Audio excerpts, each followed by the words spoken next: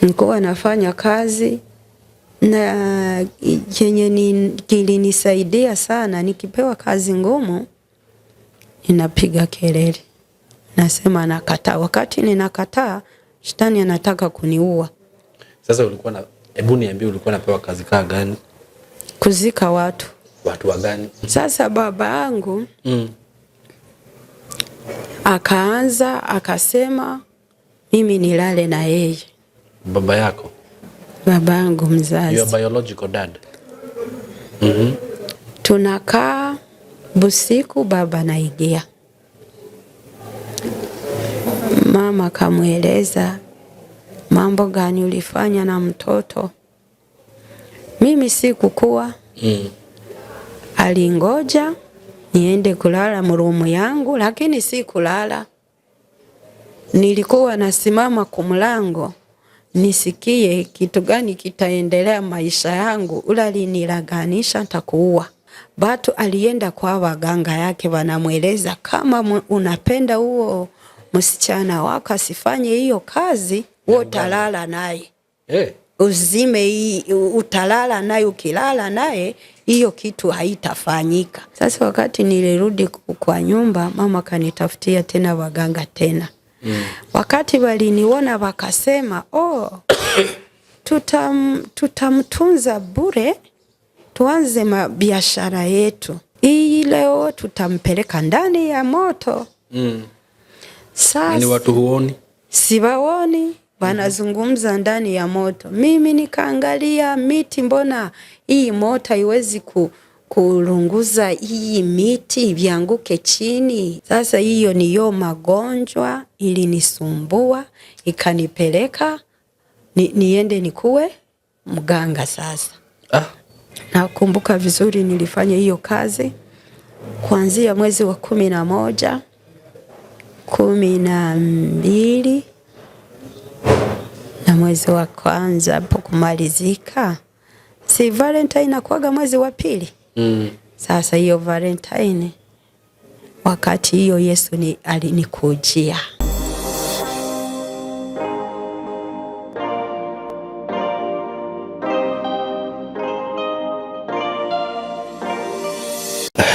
Hello, nidamu nyitogeni roreri aito mwikure guothe muri maritwa makwa njitagwo Simon K, na karibu sana thini wa studio ni Shishitu.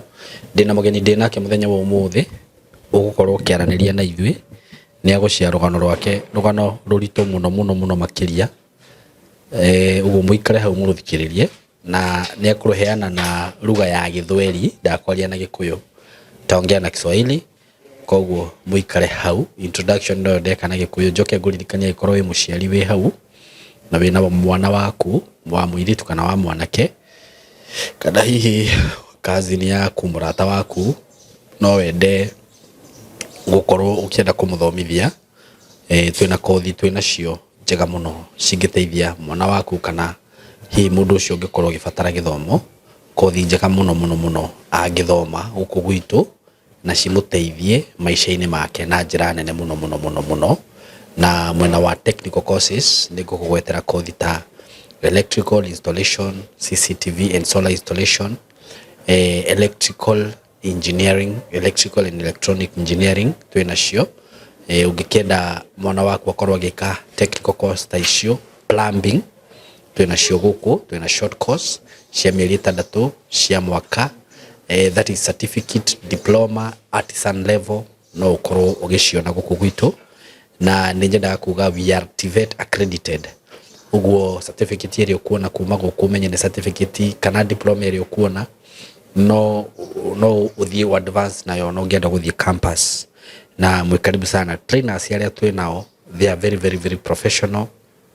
Andu mathomete degrees na magacoka magathoma githomo kia walimu. Uguo mundu ucio ni aramenya uri areka, ni aramenya guthomithia na gufundithia, ti andu turogotete na kubara. Acha, they are accredited teachers. Undu ucio ungi ni ati mwena wa ICT twina ICT, information and computer, information communication technology, IT, information technology.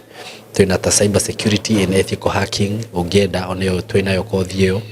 twina software development ugikorwo wina mwana waku na ndirenda gwika maundu macio no umurehe guku gwitu programming twina maundu ta ma web design and development na twina mwena wa digital twina film production, videography, photography, animation, graphic design, content creation, twina journalism, digital marketing icio ciothe. Na ni ndirakwirire angikorwo hi nduri Kenya kana wi kunene ona wi Kenya na wi kunene ndungihota gukinya thini wa thukuru naito physically, we have online classes. Dina andu maenrolite meja wa bururi marathoma online na angi me kunene bado marathoma online. Ni uguthoma online classes provided it is not a technical course. Todo technical course no nginya ugioke physically ni undu wa practical. No ishigita journalism, cyber securities, ICT icio ni uguthoma online wega, na wathoma online tukuhe certificate kana diploma, kana wenda guthoma short course bado na uthome. So tukinyira na namba eno ito ya thimu 000113 50 40 43 0113 50 40 43 kana 0724333313. Sasa kwa sasa niko na mgeni mwenye amenitembelea siku ya leo, na nimekuambia hata kuwa naongea kwa lugha ya Kikuyu, ataongea kwa lugha ya Kiswahili, atusalimie tujue majina zake na mahali ametoka, na ushuhuda wake najua utakusaidia sana sana kwa njia kubwa, kwa sababu hata mimi nilisikia hiyo ushuhuda nikasikia kwa kweli naweza taka kuisikia tena na tena. So karibu sana mgeni wangu, naweza taka uangalie kamera, usalimie watazamaji wetu, waambie majina zako, mahali umetoka, kisha tuendelee kutoka hapo. Karibu sana. Asante sana. Kwa majina naitwa Kaitesi Zulaika. Kaitesi Zulaika. Zulaika. Hiyo ni majina ya, sijasikia hiyo majina hapa Kenya. Hiyo majina ya Kaitesi ni jina ya Kirwanda. Ni majina yangu hiyo ya kwa baba yangu ya Kirwanda. Sasa Zulaika ni ya Kiislamu. Zulaika. Zulaika. Wewe ni Muislamu? Kwa sasa ninaokoka. Okay. Lakini nilikuwa Islamu. Naishi Kino. Asante sana, karibu sana hapa kwetu. Na naweza taka kusikia hadithi yako kutoka tangu uzaliwe, penye umegrow, zile mambo umepitia, kwa sababu najua ni ushuhuda utatia wengi nguvu. Na mimi hata mimi nitakatua hapa nisikize. Karibu sana. Asante. Kwa kuzaliwa yangu, nilizaliwa kwa familia. Baba yangu alitoka Rwanda. Baba yako alitoka Rwanda? Wale wakimbizi. Wakimbizi. Sasa mama yangu alikuwa ni wa Uganda. Okay. Sasa wakakutana. Walikutana Uganda? Uganda. Okay. Baba yangu alitafuta kazi kwao na mama yangu. Alipewa kazi, sasa wanakutana na wakanipata mimi. Okay. Wewe ndio first born? Mimi ni first born. Sasa kuzaliwa yangu tuliishi Uganda. Mliishi Uganda? Tunakaa Uganda. Kwa kujielewa maisha yangu, tulikuwa Waislamu. Lakini mimi nilikuwa napenda sana Mungu. Okay. Ule Mungu wa Waislamu, Allah. Sasa nikakuwa mimi sijui Kiarabu. Unjui? Sikujua Kiarabu. Sasa ule Mungu wanamuomba kwa Kiarabu. Kiarabu kama Arabic. Kiarabu. Okay. Wewe sasa huku unapenda huyo Mungu? Nilikuwa napenda Mungu. Lakini Kiarabu ikanishinda kuelewa. Sasa mimi niko mtoto mdogo, banaanza, unaona Waislamu kuna kitu banapita watu wengine. Mtoto akizaliwa mpaka wanaenda kumasikio yake, banaanza kumwongelesha ile lugha ya Kiarabu, ni kufanana kama banamuonesha, banamdictate. Akiwa tu immediately akizaliwa. Sasa wanamwambia maneno kama gani? Banamwambia maneno na kumwelezea yeye ni Muislamu, yeye banamuita na jina hapo. Sasa ulifanywa hivyo? Nadhani nilifanywa, lakini mimi nikaona watoto wanaendelea kubafanya, vinaonekana na mimi nilifanywa. Sasa kuelewa yangu nikashindwa kujua hiyo lugha, nikakuwa najiuliza sana. Nilikuwa napenda sana kukaa mimi peke. Nikaenda nikamuuliza, lakini Mungu, mimi nataka kuzungumza na wewe, lakini mbona sijui Kiarabu? Takupata wapi? Nitakueleza nikueleze maneno yangu, mashida zangu, niko mtoto. Sasa hiyo unaongea Kiganda, Kirwanda ama? Nilikuwa naongea Kiganda. Kiganda. Sasa unauliza Mungu hivyo na Kiganda? Mungu nikamuuliza na Kiganda. Sasa Mungu, mimi napenda nikuulize maswali, nitakupata wapi? Nitajua hii lugha inanishinda. Sasa hapo nikaenda nikamuuliza mama, lakini mama, kwa nini Mungu hawezi sikia hii lugha ya Kiganda? Anasikia tu Kiarabu. Anasikia tu Kiarabu. Na mimi kuna kitu nataka nimueleze, lakini huyu Mungu hajui Kiganda. Sasa hapo nikakuwa na maswali, nikajiuliza huyu Mungu, mimi sijui Kiarabu, kwa kukisoma kwa shule kabisa ilinishinda. Ile mnaendaga madrasa? Ilinishinda. Sasa na walimu wa Kiarabu wanapiga sana fimbo. Wanawachapa sana watoto, kama inakushinda wanakuchapa. Sasa mimi nikachukia sana. Sasa wewe ulikuwa unachapwa sana? Kama inakushinda kusema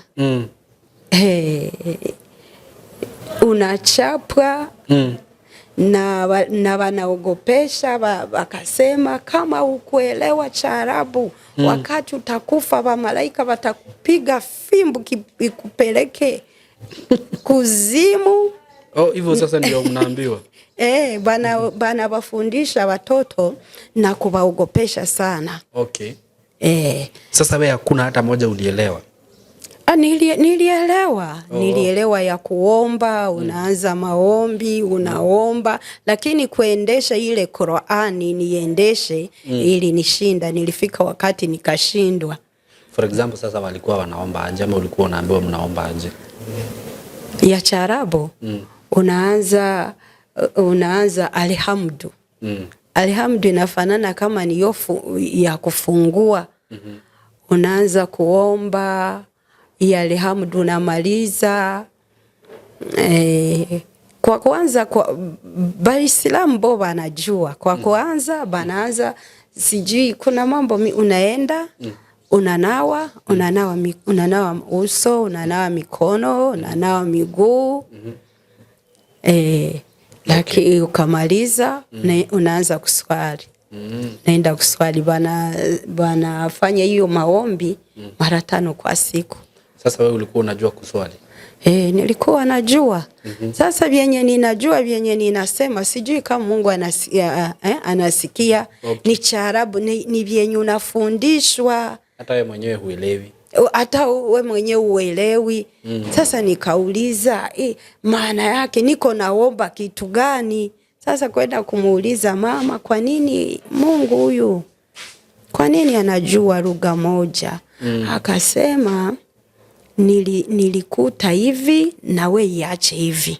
Usiulize maswali. Sasa nikakuwa nawaza Mungu, bakasema Mungu iko juu.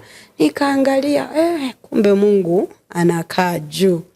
Sasa kwenye tunaona hapo juu, sasa kwenye tuliishi kuna kilima. Nikasema, kumbe nikaenda kwa ile kilima nitafika kwa Mungu. Siku moja nikatembea kwenda kwa Mungu. Nione kwa hiyo mlima. Sasa kufika kwa hiyo mlima nikaona tena Mungu anakaa mbali. Ako juu zaidi. Aliko juu zaidi. Sasa nikasema hapa naweza potea, acha nirudi kwa nyumba. Sasa nikakaa. kuna siku nilikuwa ninawaza Mungu sana, nikasema acha mimi taangalia Mungu. Sasa ilikuwa inafika kila saa 6 ninaenda kwa jua. Ninakamata nguo, ninajifunga kuuso, ninaanza kuangalia kwa jua, nikasema mimi naenda kuangalia Mungu. Nikaangalia kwa jua. Sasa wakati ninaangalia sana kwa jua nikawa ninakimbia, niko naomba ndani yangu, mimi nataka nione Mungu. Nikakaa kwa jua kama saa 2. Mama akasema, lakini mtoto utakufa macho, toka kwa jua. Kwa kweli kutoka kwa jua naona giza. Uone kitu. Nisione kitu. Nikaita mdogo wangu anishikilie niweze kufika kurumu yangu nilale. Nikalala, nikalamuka, nikaona niko mzima, ninaona sasa. Tena kesho nikarudi tena. Nilikuwa natafuta Mungu lakini sijui nitampata wapi. Nimuulize kwa nini anajua lugha moja. Mimi nataka nizungumze naye na Kiganda na sijui Kiarabu. Nina maswali ya kumuuliza. Maswali yangu ya kumuuliza nilikuwa nataka nimuulize kwa nini anaacha barogi wakuwe. Barogi? Kwa nini warogi wanakuwa? Kuna rafiki yangu alikufa, nikaumia sana. Niko mdogo, nikasema bakasema banamuroga. Nikasema sasa Mungu huyu nitamuuliza kwa nini hawezi kuua barogi wote. Akawamaliza. Nikakuwa na maswali lakini wakati nakuwa na maswali nakimbia kumuuliza mama. Hata nijibu. Sasa mimi nikasema mimi nikakuwa mkubwa, taenda nikuwe jeshi, nijifunze, nikuje na bunduki, niwaue wote, niwamalize. Kwa sababu banaua watu na kuna wakula watu. Uliwahi kusikia warogi wanakula watu? Wa huko Uganda. Wewe ushaiona hao wanakula watu? Nilikuwa nasikia lakini sikufurahia. Walikuwa wanasema kama mtu anakufa watamkula. Sasa mimi mawazo yangu ikanipeleka anakufa watamkula, wa fulani watamkula. Sasa na hii ikaniumiza, sikufurahia, sikupenda. Sasa nikaendelea na maisha yangu na kitu ninakumbuka nilikuwa napenda sana kukaa mimi peke. Kukaa peke yako? Nilikuwa napenda kukaa peke yangu sana sana. Hukuwa na sister ama brother? Balikuwa lakini ninawaacha, ninatembea ni mahali pangu nikakaa mimi peke yangu. Sasa nikakaa peke yangu. Niko najiuliza mambo za Mungu. Kakuwa nauliza kama Mungu ana watoto. Mungu kama ana watoto, kama kule wanapika. Hapo nikakimbia kumuuliza mama, Mungu ana watoto?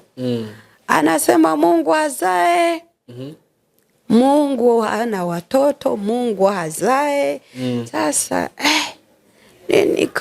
nikakomaa lakini nilikuwa ni shida. Ninapenda Mungu lakini Mungu ule wa Waislamu lugha yake sielewi. Ni lugha moja tu. Ni lugha moja na sijui. Na vyenye unasema tuseme naomba na vyenye unaomba haujui unaomba kitu gani. Unaomba vyenye balikufundisha. Sasa hapo maisha yangu nikaendelea lakini nilikuwa nagonjeka sana magonjwa. Hapa naenda shule wanaweza kunirudisha mikono, niko mgonjwa. Ala niko narudi kwa nyumba, ninaanguka mahali, kaona watu wananileta kunirudisha kwa nyumba, nilizidiwa na magonjwa. Hapo si kujua kitu gani kilikuwa kinaendelea maisha yangu. Basi hapo nikaendelea kukomaa.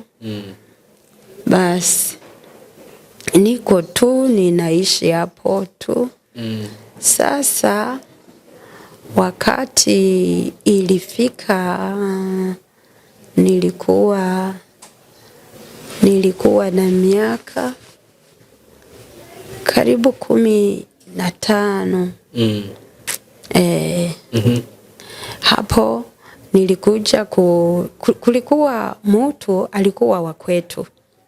Alikuwa hapo wa kwetu na mama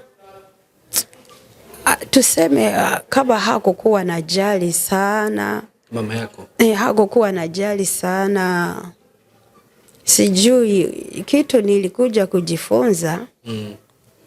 Shetani anakuachilia mikono ya watu. Hawata kujali. Sasa weye upeleke mikono mingine. Sasa nilipata huo kijana. Nilikuwa namuona. Sasa nageuka rafiki yangu. Sasa akasema tutaenda. Wapi? Mahali na yeye. Sasa hapo maisha yangu ilianzia hapo kukua mabaya. Mbale barogi nilikuwa sipendi. Maana yake ule kijana alikuwa mwao barogi. Sasa balikuwa bananieleza weye kama unatukataa utajikuta huko kwetu kwa nyumba. Kwani alikuwa anataka aje kijana? Alikuwa anataka tukae na yeye. Uko bibi yake? Sasa binaonekana na yeye alifanya hiyo madawa hiyo ya warogi. Mimi ninawaza. Sasa tunapanga mpango na yeye, tunaenda na yeye. Ninaacha wazazi, tunaenda mbali kabisa. Na nilikuwa nasoma.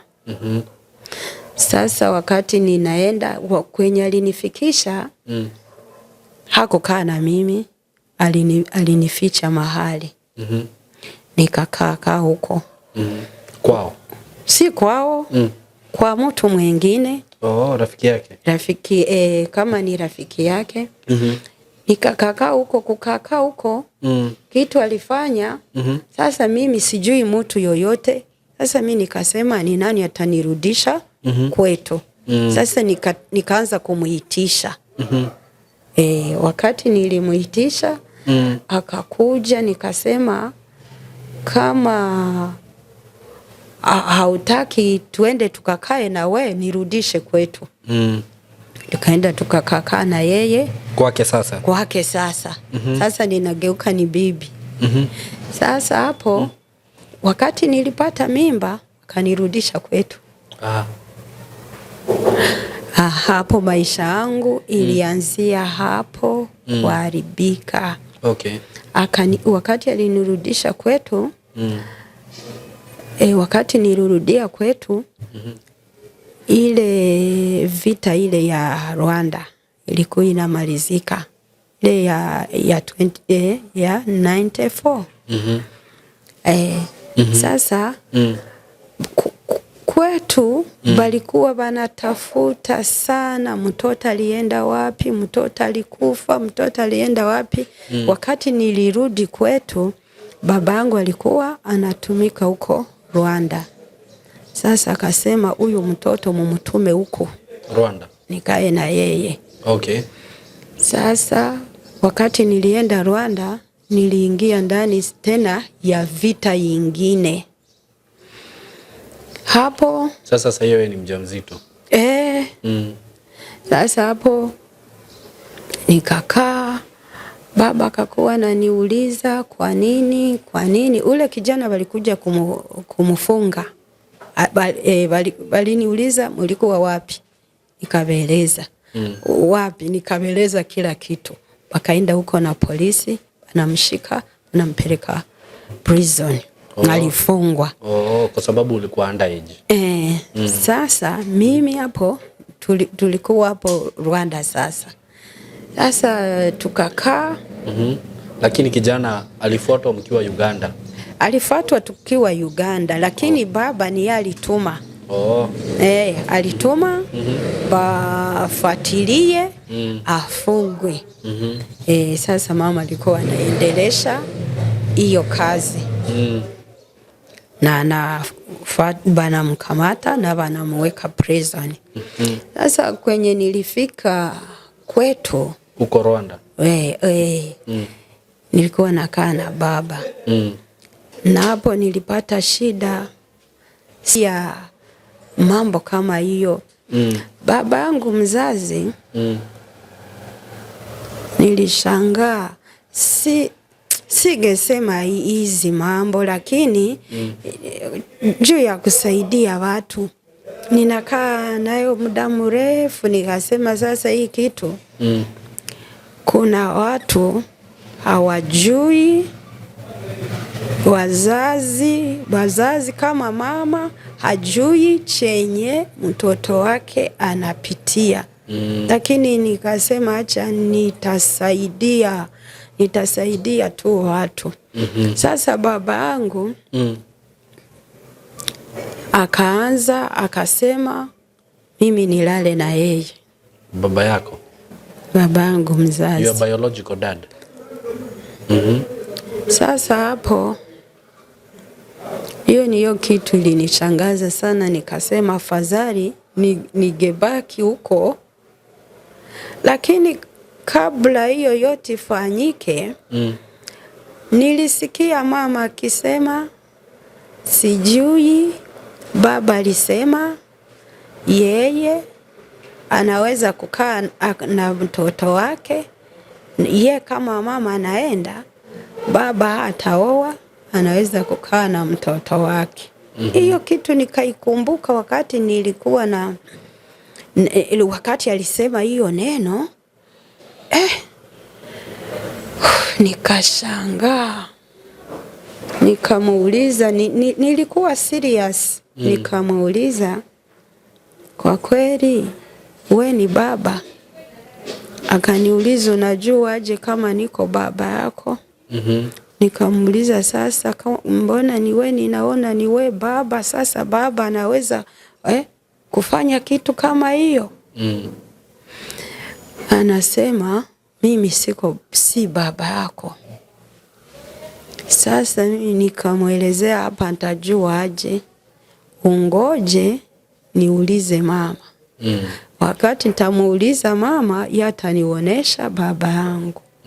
Wakati mama tanionyesha baba yangu, wewe nitakukubalia kila kitu. Nilikuwa nasema hiyo bukuche, ilikuwa ni usiku. Ilikuwa ni usiku. Sasa hapo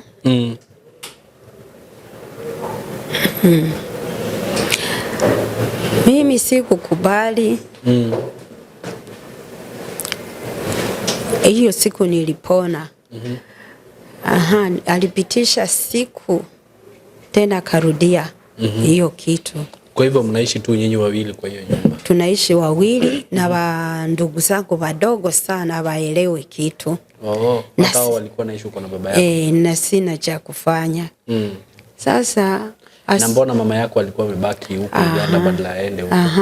Mama tulikuwa na familia Uganda na tuna familia Rwanda. Sasa wadogo wengine wanasoma huko Uganda. Sasa mama anakuja kutuangalia kidogo, anarudia, wale wadogo wanasoma. Sasa siku hiyo, kuna siku nililala nje kwa toilet. Wakati alianza nikasema ninaumwa na tumbo. Nikaenda nje, nikakaa nje. Nikaanza kusema, Mungu, afadhali nikufe kuliko kukutana na hii maajabu.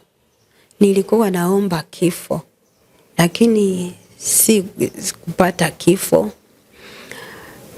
baridi na niingia sana. Sasa nikakosa cha kufanya, na hakunikujia nishike na nguvu. Alikuwa anaomba kuomba kama mtu unaomba girlfriend. Basi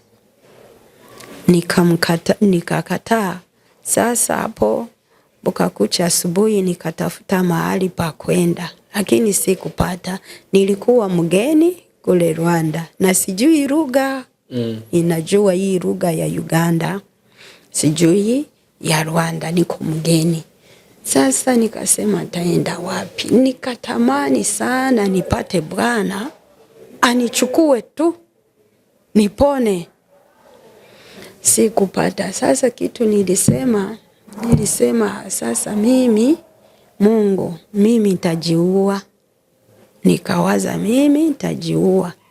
Ninangoja ile siku nitasikia nafanyiwa mambo kama hiyo na mzazi, nitajiua. Nilijipangia kwenye tulikuwa kuna mahali gari zinatoka juu zinateremka. Nasema nitaangalia ile gari kubwa sana, niende nilale chini inimalize. Wala niende nijitupe mwa barabara. Wala niende nijitupe mu maji. Basi. Hapo tukakaa. Wakati tena anaweza kupitisha siku tena karudia. Nikamweleza mimi nitauliza mama. Wakati mama anakaribia kukuja, ananiita na nieleza, ninakueleza mimi nitakuua. Anataka kukuua. Nikasikio namweleza mama yako vitu kama hii, nitakuua. Atakuua. Alisema ataniua. Sasa huko napajua sipajui, nitakupeleka mahali nikuue, nikutupe mwa maji. Okay. Sasa nikaogopa, sikumweleza mama. Usiuliwe. Mara ya kwanza nakuja sikumweleza, nikasema sitamweleza. Nikamwacha. Nikamsamehe, sikumweleza mama, nikazani anaacha hizo mama. Okay.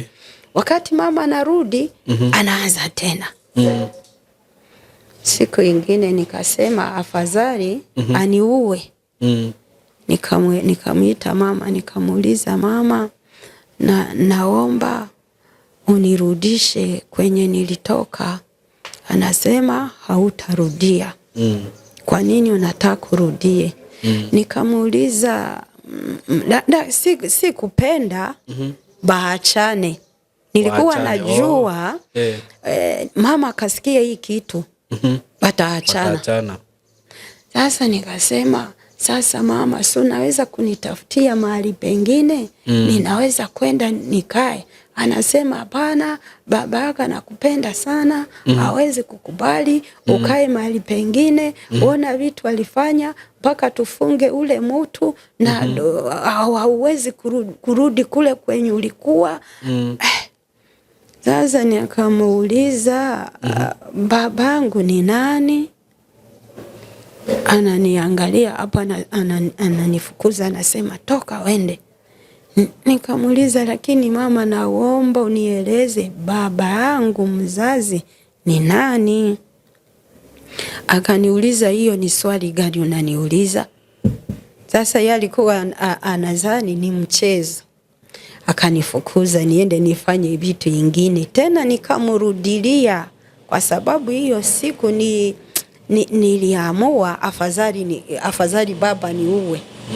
Sitaacha hizi mambo kwa sababu ilifika mahali akaniraganisha, wewe sitakuja kukubembeleza tena, nitakukamata na nguvu.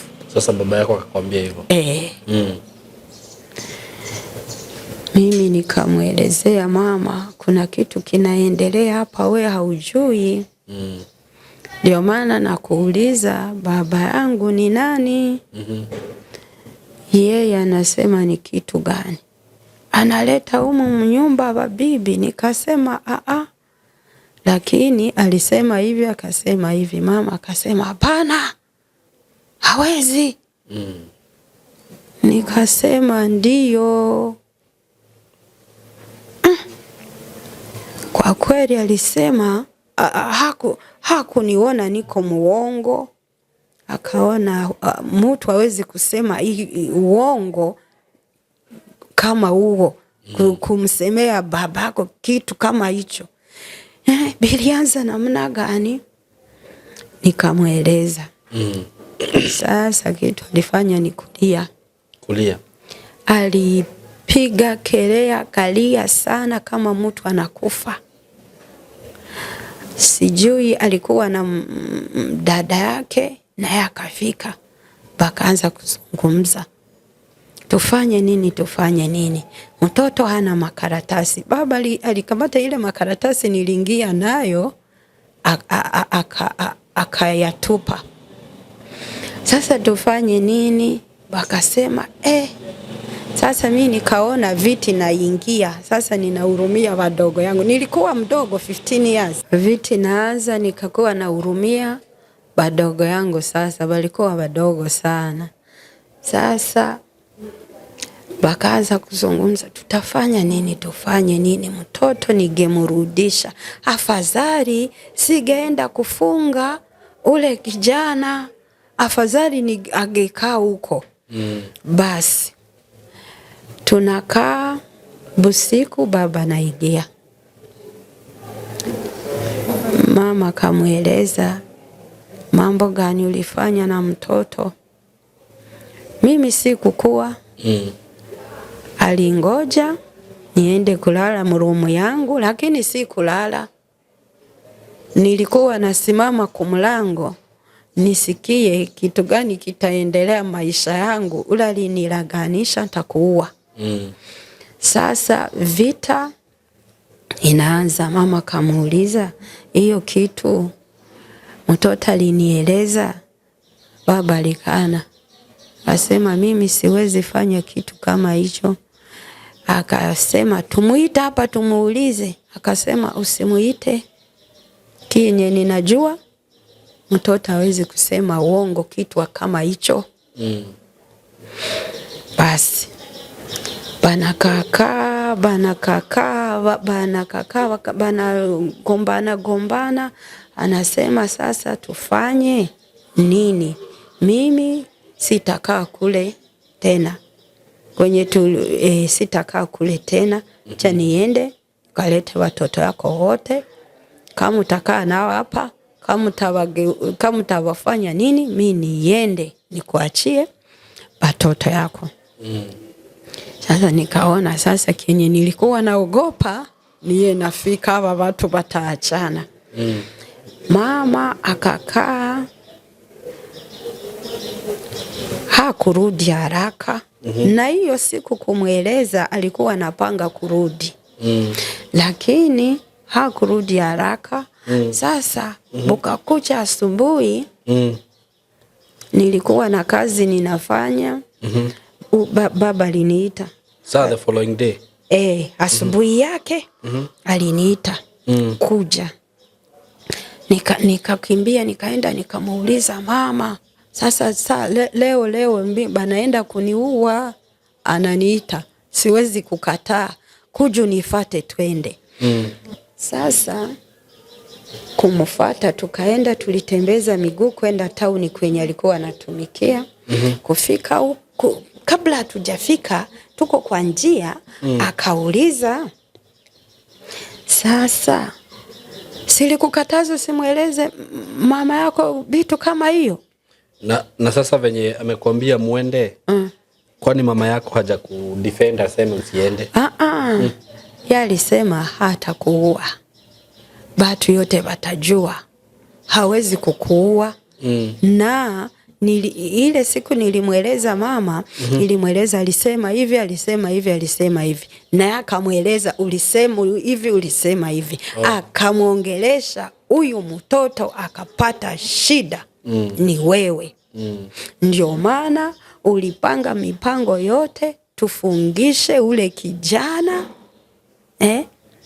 Sasa mama yaka akajua hakuna kitu atanifanya. Vikaenda naye. Akaniuliza, kwa nini ulimweleza mama yako kitu kama hiyo? Mimi nikanyamaza. Akasema, wewe nadhani alikuamini? Hawezi kukuamini. Tukaenda, nikapewa vitu alinunua, nikarudisha nikaleta kwa nyumba. Akaniuliza alifanya nini? Alisema, kwa nini nilikuelezea? Na nasema, mbona alikana? Sasa kwa nini alikuuliza, kwa nini ulinieleza? Kumbe huyu mtu kitu alifanya na kusudi, alikuwa anajua kienye anafanya. Basi bana kaka. Sasa nikaona bataachana. Kulikuwa shida kwetu, kulikuwa mama alifanya makosa, alizaa watoto 2 na si wake. Sasa si baba yangu. Hiyo siku na baba alijua. Baba alijua. Alijua. Unaona wazazi wa zamani kama anajua anamwacha. Alijua. Na hao watoto, kuna mimi, kuna dadangu, banakuja 3 na huyu namba 4. Kwa hivyo wewe haukuwa wa huyu mzee? Mimi ni wa huyu mzee. Sasa hawa ni ule namba 3 na namba 4. Hawakuwa huyu mzee. Hawakuwa wake. Sasa yeye alikuwa mtu wa kutembea sana na mwacha bibi. Hawa baba wa matrela. Toka safari ndefu, toka hapa wende Sudani. Sasa shida ilikuwa ni hivyo. Mama akaona atafunga safari aenda toache. Sasa akakumbuka. Sasa kama ye baba alimsamehe ile siku, na yeye anapaswa kufanya nini? Msamehe. Sasa tunaendelea. Sasa hapo mpango walipanga mpango, nitaenda nilete watoto wako. Sasa akikuwa namuuliza wangapi, na baba alimsamehe na anawalea wale watoto kama wake. Na watoto hawajui. Mimi nina 15 years. Ni hiyo siku nilijua kuna watoto si wa huyu mzee baba yangu. Sasa mama akakuja kuniambia, akasema, sasa kitu ninaogopa, sijui au watoto ni wadogo, sijui nitafanya nini. Hapo mama akasema, nikamuuliza, tawaache? Nikamuelezea usibaache. Sasa mimi nikakuwa kama muunganishi wao. Nikaenda kwa baba nikamueleza, sasa baba, si umsamehe mama na wa ndugu zangu wote, wa dadangu wale bakuje. Ananieleza, sasa mimi ninamkataza. Sasa hapo anaonekana msamehe. Sasa sijui vyenye walizungumza huko, bana waleta wote, tunakaa nao pamoja. Hapo vita inafanana, inanyamanza. Na anampangia duka, naanza kutumika. Vita inanyamanza. Tunaendelea na maisha. Hiyo kitu ilijirudia. Sasa kujirudia. Kitu gani hii baba anataka kujirudia? Sasa mimi si kujua maana yake. Huyu baba yangu mzazi alijua mambo inaendelea mu maisha yangu hii ya kutumikia shetani. Anataka unatumia shetani? Yeye. Sijui kenye alijua, na mpaka sasa hajanieleza ukweli gani. Hiyo kitu kuendelea. Alikuwa nilikuja kuzaa mtoto nikarudi shule. Wakati tunaenda shule akaanza polepole, akaniuliza maswali baba hawezi kuuliza mtoto. Sasa akasema, we haujaendelea na bwana tena?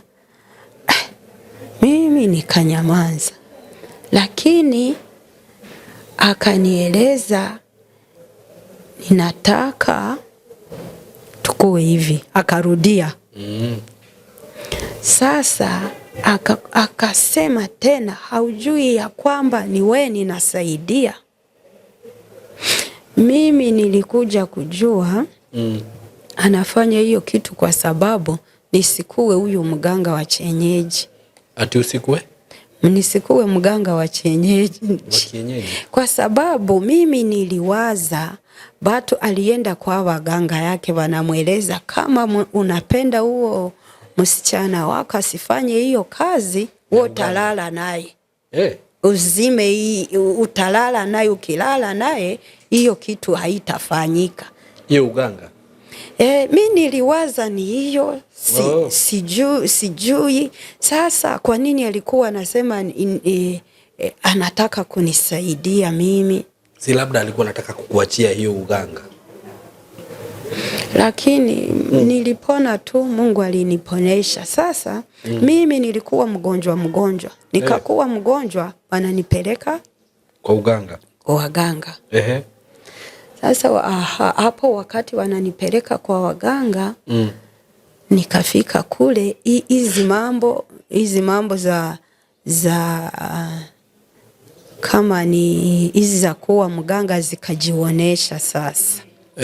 Wakati alinipeleka huko, nilikuwa mgonjwa, akanipeleka sijui niende kama waniponye.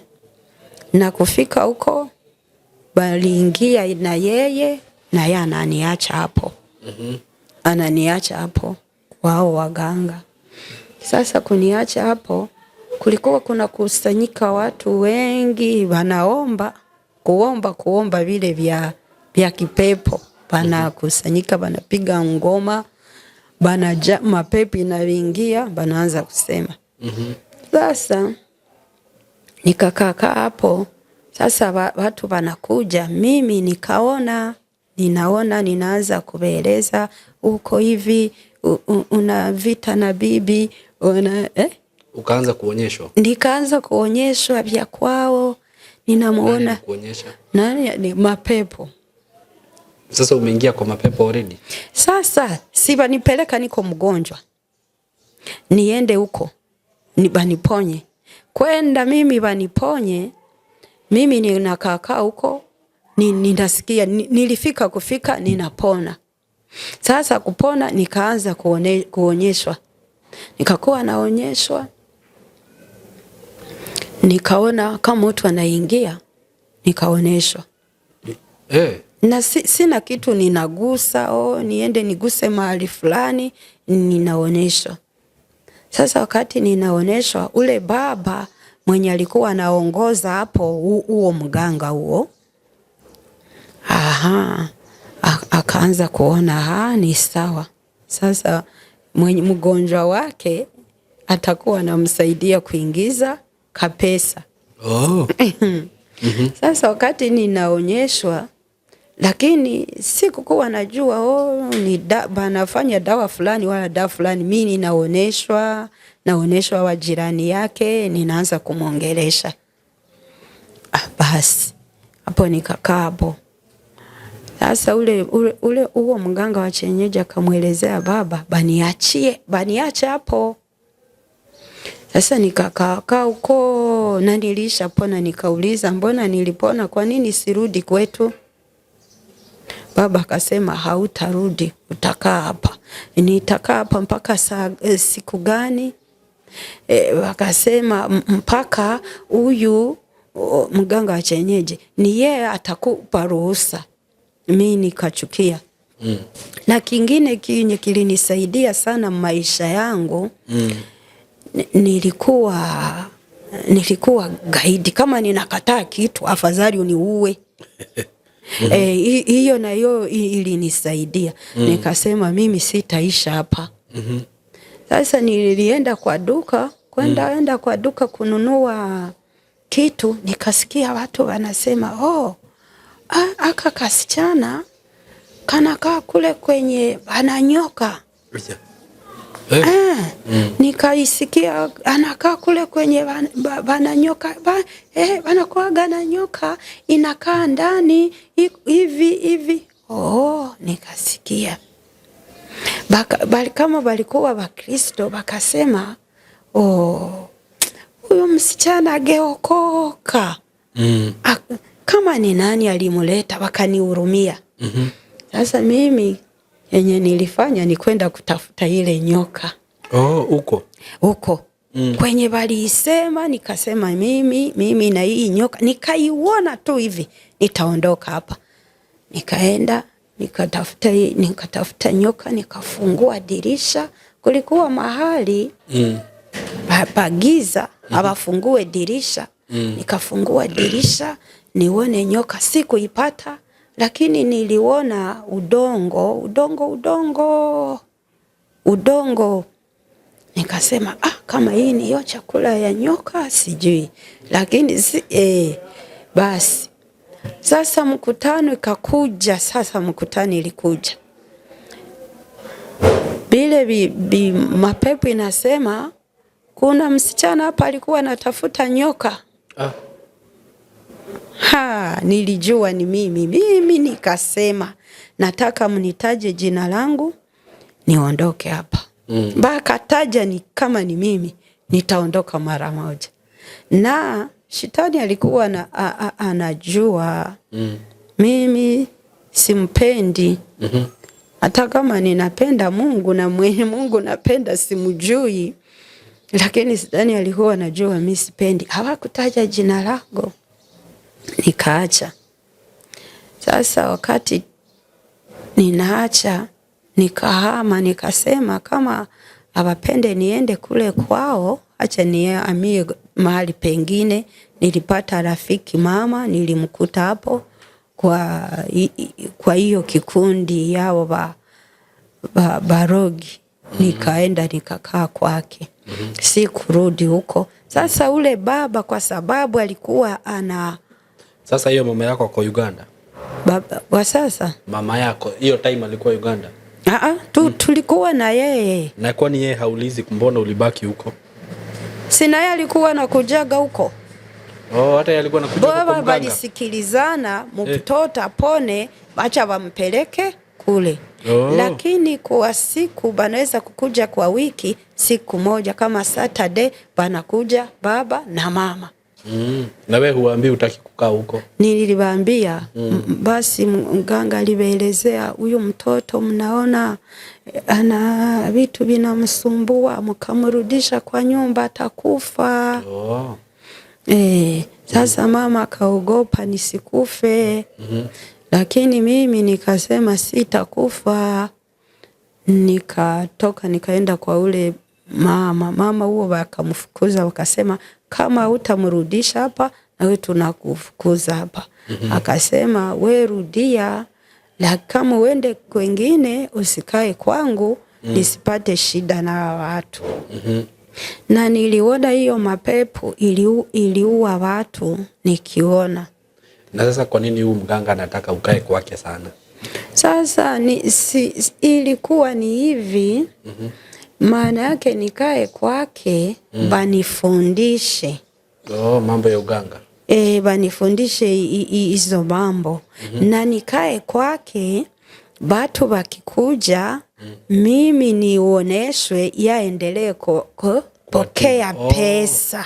Juu ulikuwa unaoneshwa? Basi sasa kaogopesha, nikarudi kwa nyumba nitakufa. Na niliona akasema kitu na mtu anakufa. Kuna mtu alikufia hapo nikiona.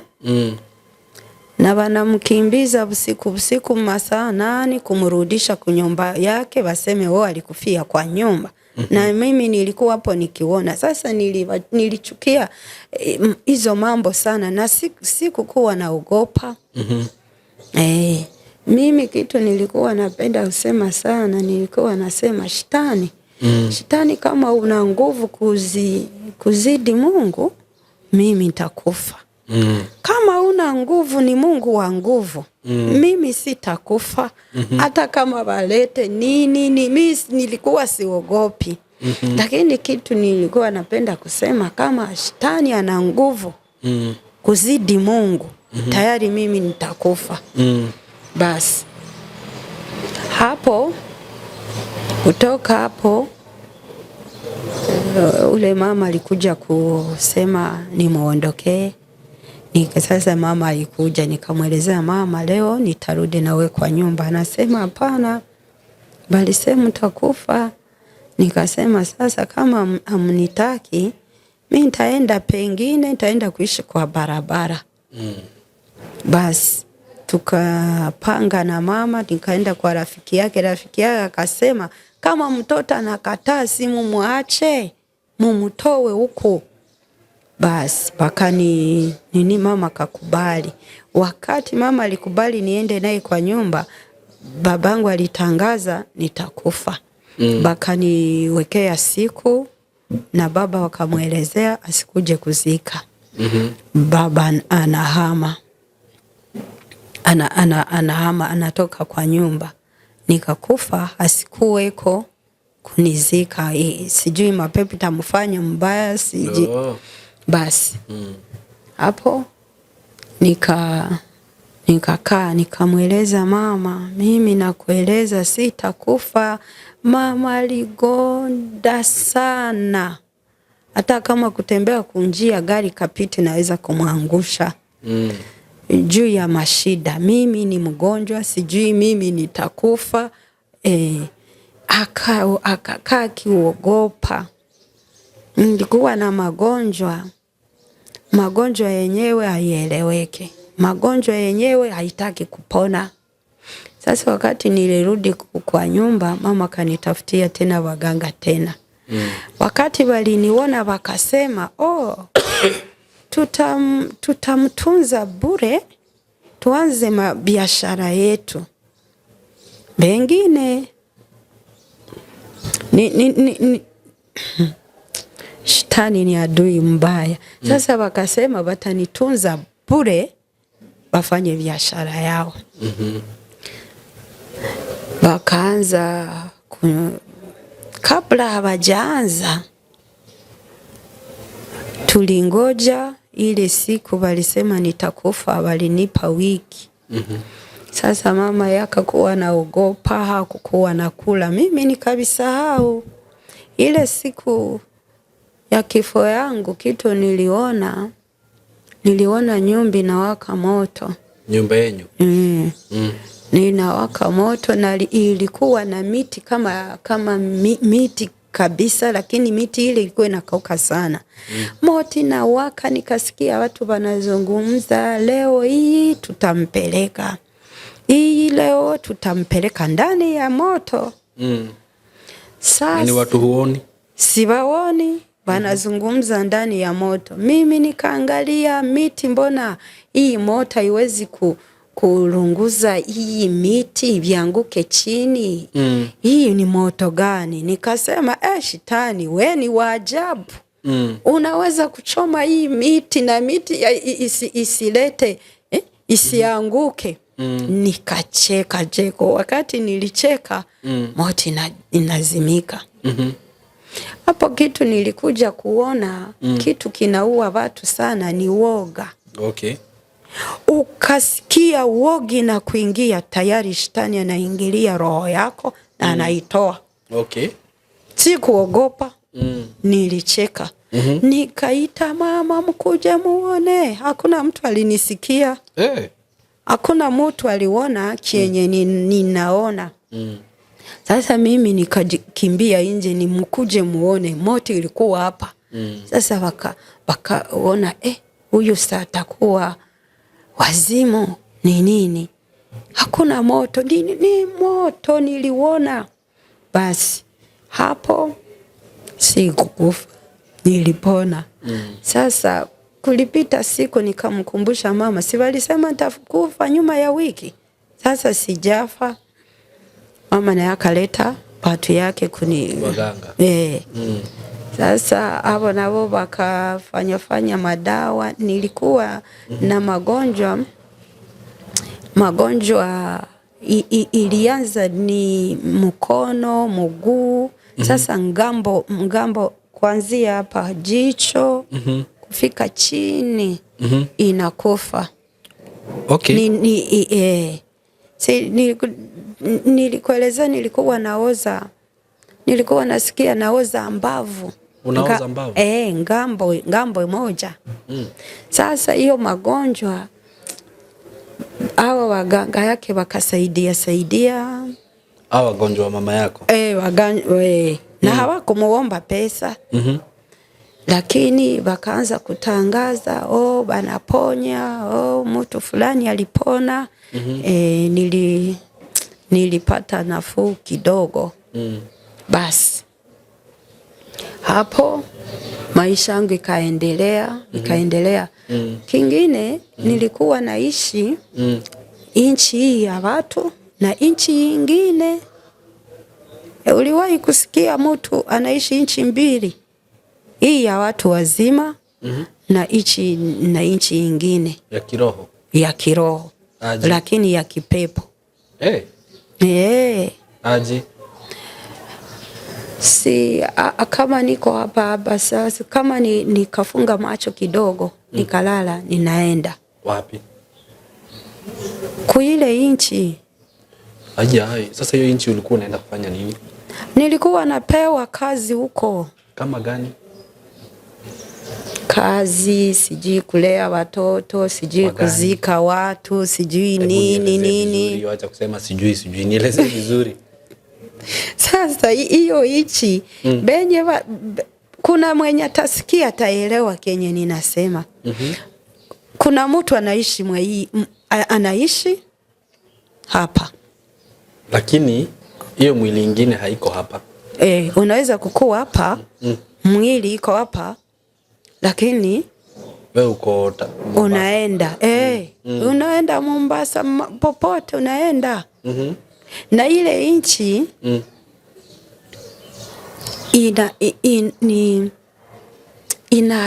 ni haraka sana. Naweza kulala dakika 5 nikafanya kazi ya miezi hiyo miwili. Aje? Ina siku kama tuko na siku hapa. Sasa unaenda huko, unafanya kazi yenye wanakupatia. Hiyo inchi nilichelewa sana. Nilitoka mwa hiyo inchi wakati niliokoka. Kwani hebu nielezee sasa, ni kazi kama gani ulikuwa unafanya huko kwa hiyo inchi? Hiyo kazi, hiyo inchi kuna watu wengi. Kila mtu anapewa kazi kuna department. Kuna watu. Watu kama venye sasa unaniona hapa. Sasa wamekaa huko kwa hewa ama wako wapi? Kama ni kuzimu. Kuzimu kuna kaaje? Ama hiyo inchi ilikuwa inakaa aje? Hiyo inchi, mtu kama yuko mwa hiyo inchi, anakaa hivi. Hapa kwa hii dunia, hana nguvu sana, na anakaa mgonjwa, na hajielewe, na wakati analala, munaweza kumuita, haiko, munamuita, haiko, mpaka yepe karudie. Wakati anarudia mkamuita, hapo anasema anaweza kukua. Hiyo inchi, kila mwenye aliwahi kwenda mwa hiyo inchi anaelewa kiwango yake. Hiyo inchi, mimi kukaa huko napewa kazi. Binaonekana hiyo yote nilipitia yote. Nilikuwa tayari nilishapelekwa huko. Na wazazi ama? Binaonekana. Na wazazi. Sasa huko mimi sitasema ninaenda mahali fulani nione ninapotea naenda. Ninaweza tu kukua hapa na pitia ka usingizi. Sasa tayari ninaenda huko kufanya kazi. Nilikuwa nafanya kazi, na yenye kilinisaidia sana, nikipewa kazi ngumu ninapiga kelele. Nasema nakataa. Wakati ninakataa, shetani anataka kuniua. Sasa ulikuwa hebu niambie, ulikuwa unapewa kazi kaa gani? Kuzika watu. Watu wa gani? Kuwazika kwa kaburi ama? Sasa unaweza kupewa kazi. wewe zika huyu mtu. Unaniota mzika we mwenyewe. Unaona shetani anatesa. Ni vitu vyenye anakuonesha upewe kazi, wala wanakupeleka kumaji. Na sasa huyo mtu mwenye unazika ako kwa hiyo inchi ama ako kwa hii? Ako wapi? Huo mtu mimi nitajuaje? Ni mufu. Alikufa. Sasa wakati alikufa banaleta kazi ni wota mzika. Banamtia sanduko. Sasa banakupa kazi wewe mpeleke uende ufanye nini kwa mziki wewe mwenyewe. Kani wewe utachimba kaburi ni wewe peke utamzika. Kwa hivyo ni kazi ngumu. Kazi ngumu. Sasa nikafanya nini?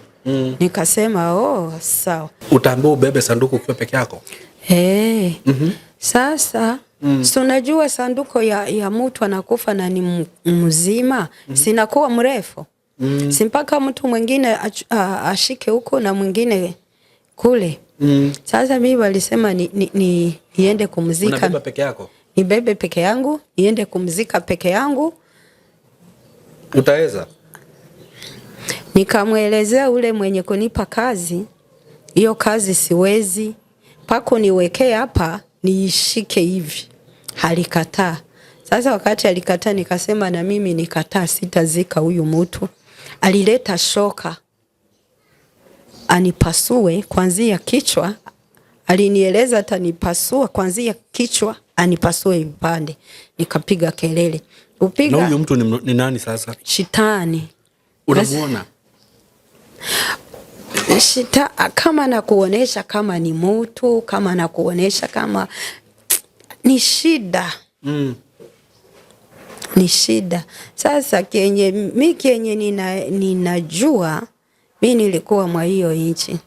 Sasa kazi wakati alileta shoka kunipasua ninapiga kelele. Ninataka nizungumze hii kitu. Unaweza kukaa na mtoto na ukasikia usiku anapiga kelele we. Maana yake iko mwa ile nchi anapewa kazi, kazi na mshinda, bana kumfukuza, wala wanataka kumzika. Wala wanaleta jiwe kubwa kumtupia. Ndio maana nasikia mtoto anapiga kelele we. Na ni usingizi. Na hiyo kelele itasikilizika popote. Na wazazi wanajua. Kama mzazi ana mtoto anapiga kelele usiku, iko mwa hiyo nchi. Na hiyo nchi hauwezi kupata akili ya kuelewa vya kule wakati kama unalamuka. Bana kupanguza kila kitu, usieleze watu. Bana kutoa kila kitu, usiseme, usikuje kuombewa upone. So ukimaliza hizo vitu unasahau? Ukatoka, ukarudi. Unasahau. Unapoteza akili ya kule, sasa unakuja muhii. Lakini ndani yako nakuaga kuna kitu kinaendelea maisha yako. Unataka ueleze, ni nani atakuelewa? Sasa ukataka kueleza mtu, huyu mtu nataka ueleze, atakuona kama we kichwa yako si sawa. Sasa atakuuliza hiyo nchi ni nchi gani? Hiyo nchi ni ya watu? Hiyo nchi inaongozwa na nani? Atakuuliza na utashindwa. Ni nani atakuelewa? Sasa hiyo maisha nilichelewa mwa hiyo maisha wakati mrefu. Hapo nilikuja kupata bwana tena. Ukapata? Nilikuja kupata maisha yangu. Sasa niko naeleza maisha yangu. Nikapata bwana. Ukapata bwana. Sasa kwa hiyo nchi ulikaa kwa how long? Nilitoka wakati niliwokoka. Oh. Nilitoka wakati niliwokoka. Azin hiyo mambo ya hiyo nchi ulikaa kwa muda kama muda gani? Nilianza kuona hiyo inchi kwanzia nina miaka 8. Kwa hivyo hata ukiwa miaka 8 bado ulikuwa unaona hivyo? Nilikuwa naona hivyo. Na hiyo ilikuwa ilianza hivi. Nililala. Nikapelekwa kwa maji. Kupelekwa kwa maji, hapa kwa maji banani connect tayari na ile inchi. Sasa wakati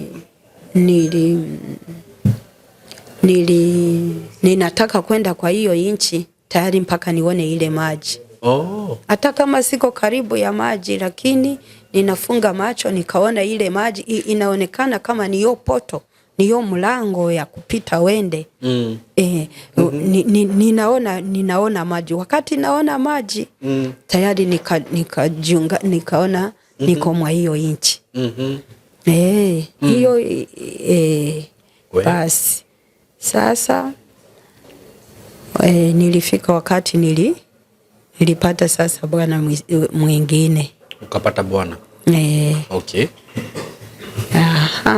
Hapo tena niko mwa hiyo inchi. Bado uko kwa hiyo inchi? Sasa kumupata alikuwa anasema yeye alinikuta mimi akasema we unaweza kuolewa. Mimi nilimuelezea mimi siwezi kuolewa sababu mimi nina shida. Nina shida ninakaa nayo, siwezi olewa. Akaniuliza shida gani? Nina shida yangu. Akawaza una AIDS. Sasa kama mtu ana AIDS ni yeye hawezi kuolewa. Anafikiria ni ugonjwa. Sasa mimi nikamweleza nina shida, naona nikilala ninaweza kulala nikapiga kelele. Sasa nitakuwa napiga kelele, nikilala nikapiga kelele kila siku, sutanifukuza. Mimi nilijielewa maisha yangu. Nikasema mimi hapa ninafika siwezi olewa. Juu ya kwa sababu kule kama unapewa kazi ukashindwa nataka kukuua. Sasa wanaweza kukurusha mshimo mrefu. Ndio maana batoto wanapiga kelele. Anaona akiteremka. Anaona wanamurusha mshimo ya mbali. Sasa hapo ndio maana anapiga kelele. Anaweza kuita mama. Munisaidie. Sasa basi sasa yeye akasema mimi ninaombeaga mapepo ya Muislamu. Ninaombeaga mapepo. Akaenda. We ninaweza kukuombea mapepo. Akaenda. Basi akakwambia atakuombea. Ataniombea nipone.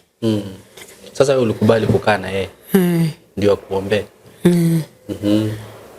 Lakini si kupona. Viti naendelea.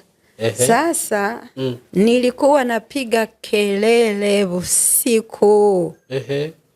Ananishika nasema ni nini? Siruhusiwe kuvikumbuka. Huwezi kumbuka ni nini? Na kienye ninajua nilipewa kazi, ninashindwa ile kazi. Saa moja wanaleta shoka kunimaliza, nikapiga kelele. Saa moja wananirusha, saa moja wanaleta kijiwe kubwa banipiga, nikapiga kelele. Napiga kelele, ninarudi. Basi alishindwa.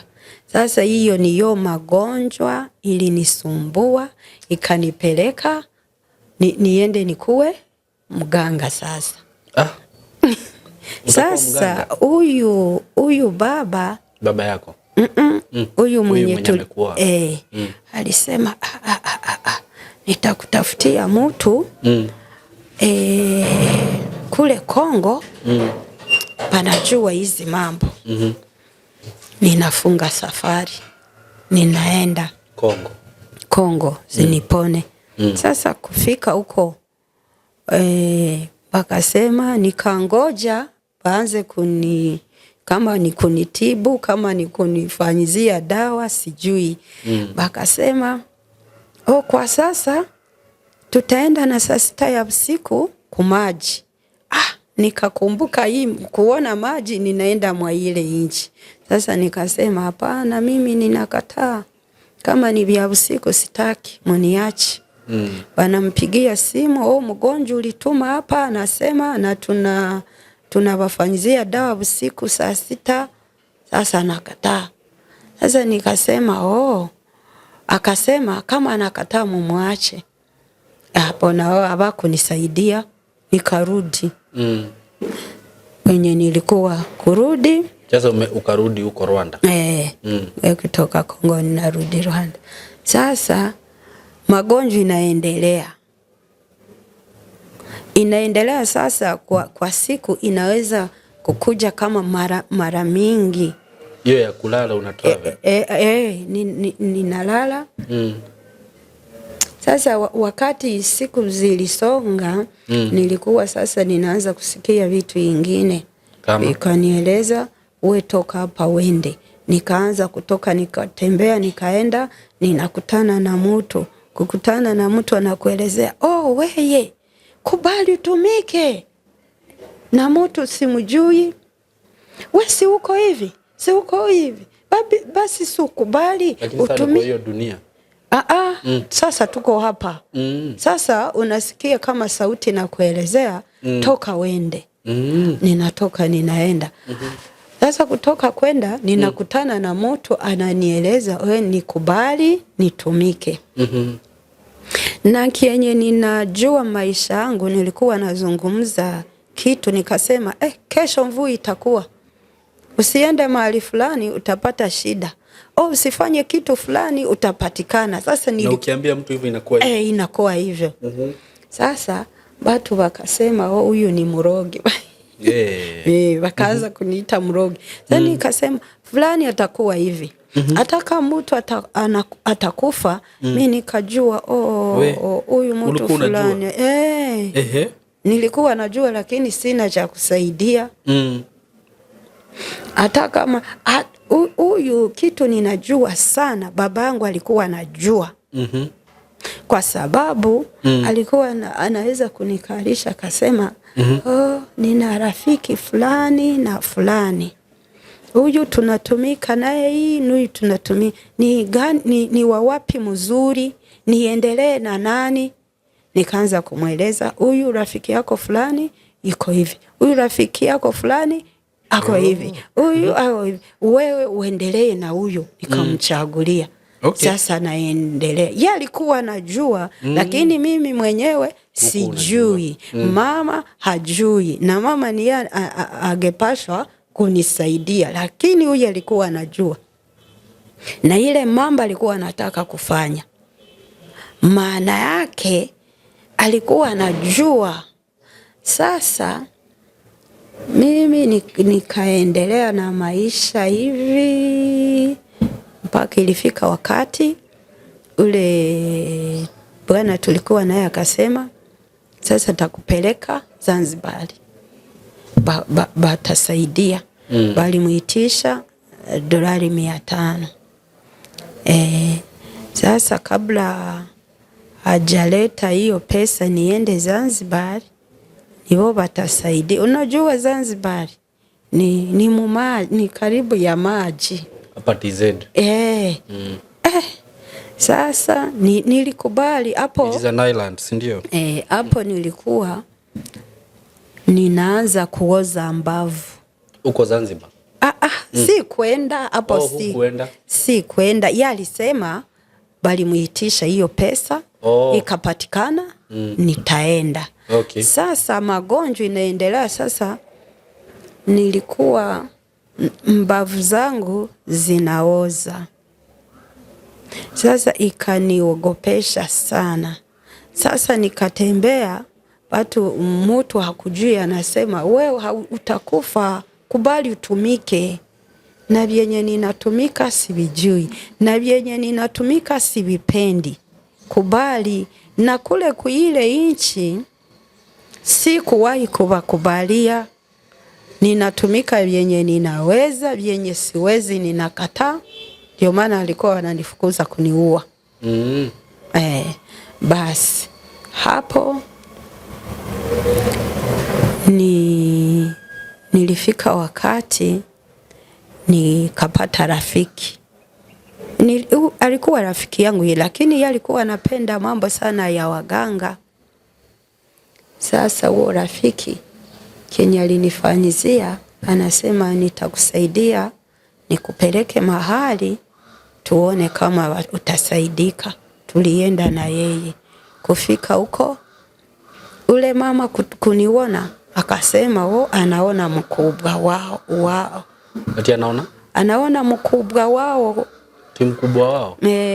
Anasema we haujui kitu uko nacho. We ni mkubwa wetu. Ai.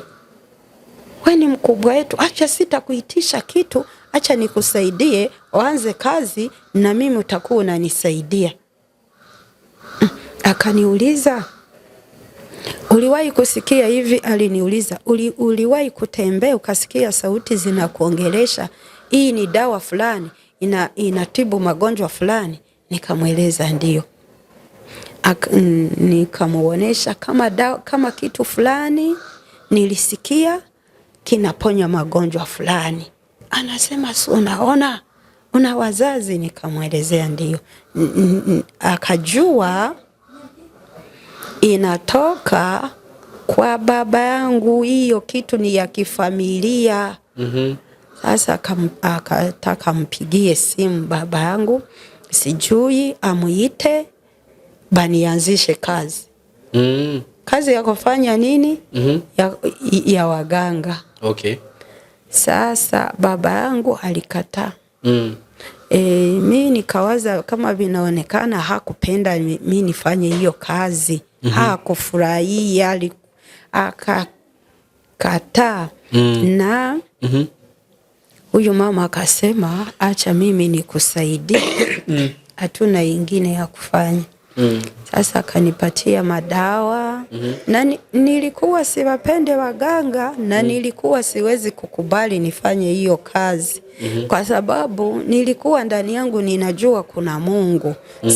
Nilikuwa nataka niwaue, kama nikomae nikuwe jeshi nirudi niwaue.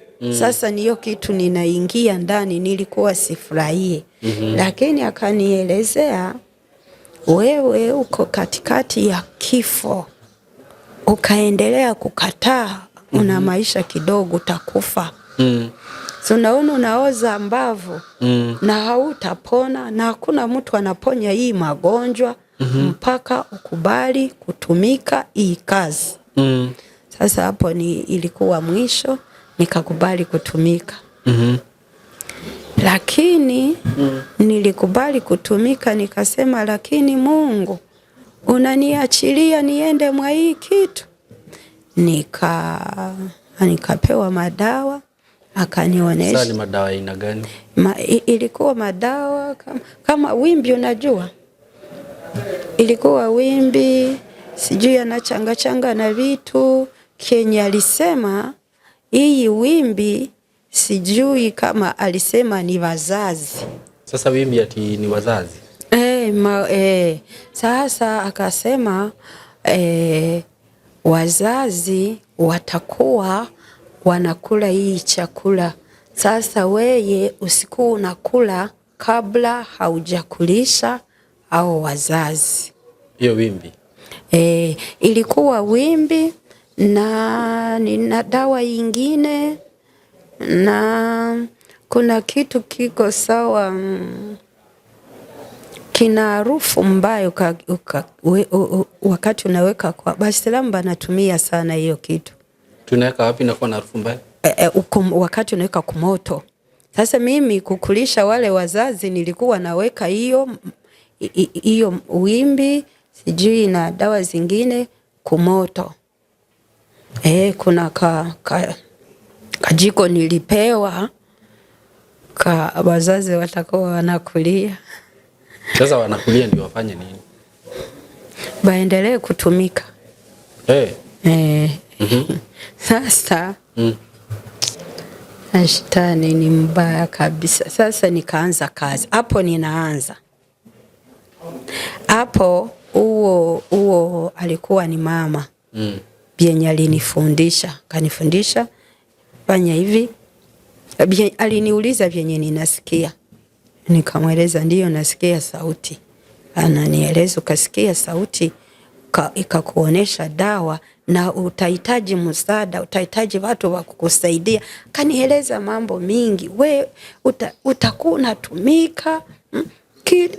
Akanieleza vitu vieleweke. Kasema weye wakati unakuwa unatumika batu watatoka mbali kukutafuta kwa sababu na mimi takuwa mmoja wao kwa sababu we ni mkubwa yetu. Sasa maana yake vyenye alikuwa anasema vyenye nilikuwa nayo ilikuwa na nguvu kupita vile vyake. Niyo maana yake. Sasa mama ni alinianzisha hiyo kazi. Sasa wakati kabla sijatumika, sijafanya hiyo kitu, sijui wazazi wa kule. Nikaangalia juu nikasema lakini Mungu unaniacha.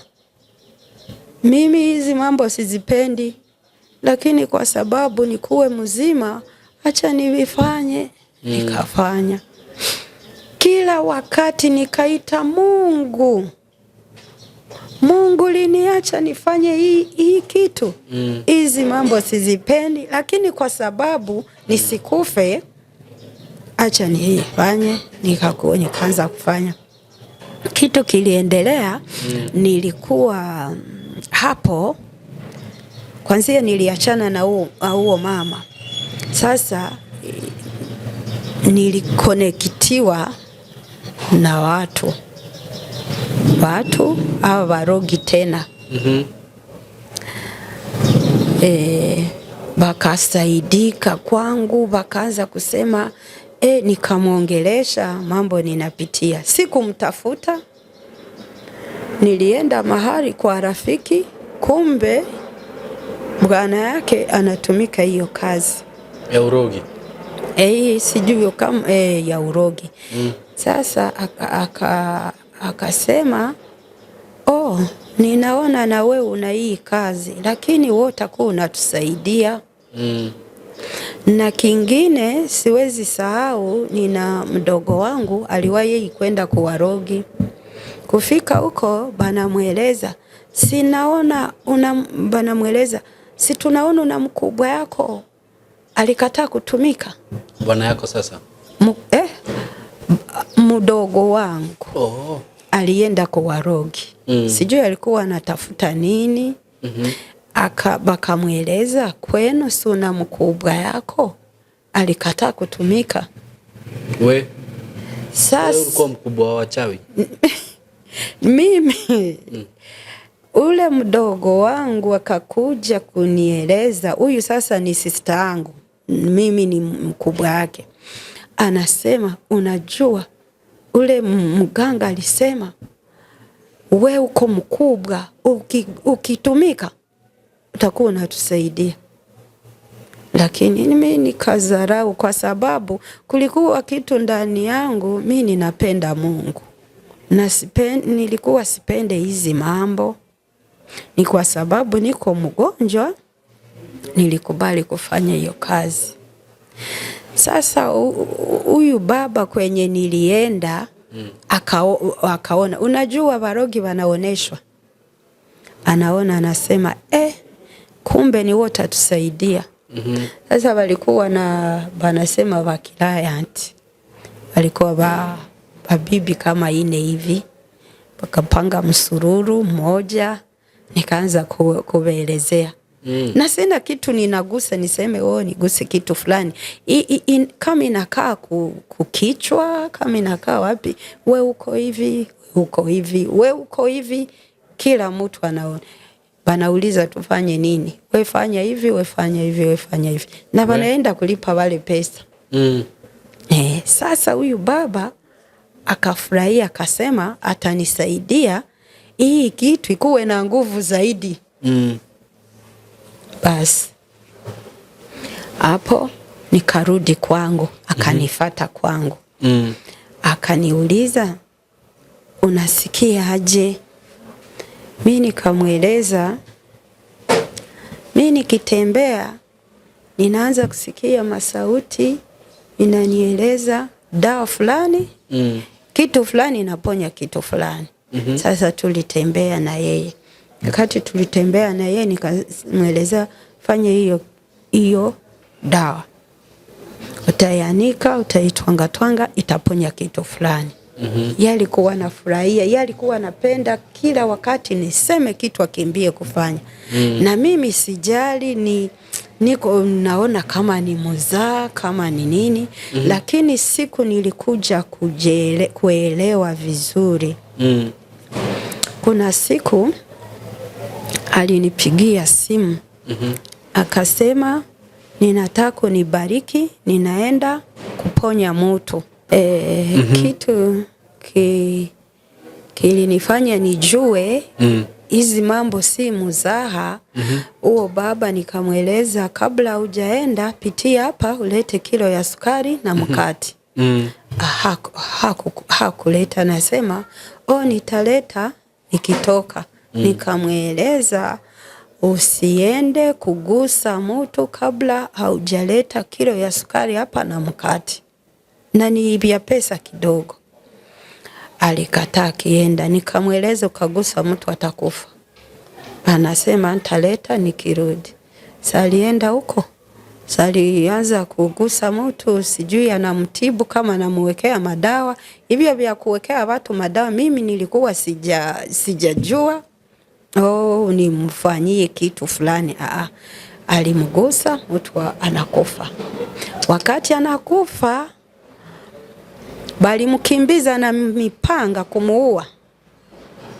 Alitoka kwenye alikuwa anakuja na miguu kupiga magoti hapo kwangu. Napiga magoti, anasema, unisamee, si kujua, nilitoka kule karibu baniue, niliacha baga yangu, ninaacha kila kitu, niligusa mtu anakufa. Basi nikaona hii kitu ni serious. Akasema, si kuelewa, nilikuwa mimi. Nikasema ni serious. Sasa nikaanza hapo mapepo ikaanza kunitia majivuno. Nikaanza kusikia kumbe niko na nguvu. Nikaanza kusema, si nilikuelezea? Basi na hapo nikaanza, niliingiliwa hasira. Nikasema hapa kama nasema kitu inafanyika, nitafanya kazi sasa. Sasa anaomba msamaha, na yenye mkate na sukari nilikuwa sipendi tena. Na kitu nilikuja kujua, hii mapepo inaweza kukaa kukichwa ya mtu. Anasema kitu anasema kitu na ile kitu ni yetafanyika. Sasa watu wanaogopa, wanasema fulani ni mkweli akakueleza kitu, kumbe mapepo ni yeye inakaa kukichwa yake. Sasa nilikuwa natawaliwa. Nilikuwa natawaliwa na hizo mambo. Basi kitu kingine nilifanya mwa hiyo kazi, nilisikia sauti kanieleza hizo sauti ya kipepo. Nilikuwa na sauti mbili mwa nyumba yangu. Ilikuwa sauti inazungumza kama mama na sauti ingine inazungumza kama baba.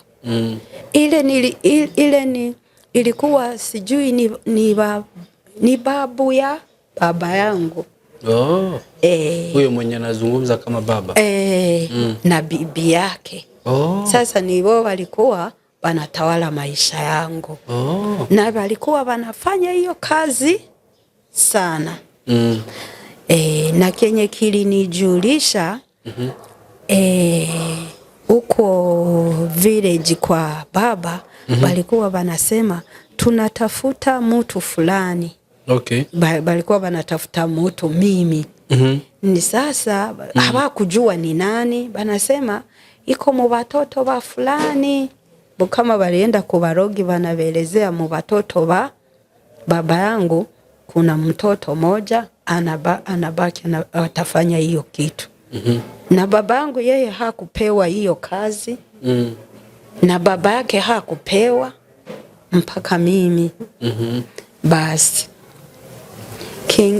nilikuwa nasema kitu nilifanya, nilisikia sauti kanieleza, najua fulani inanieleza juu ya huyu baba alienda kugusa mtu anakufa. Wewe nduka nawe maji uone waganga wanafanya vitu mbaya kufanyia watu.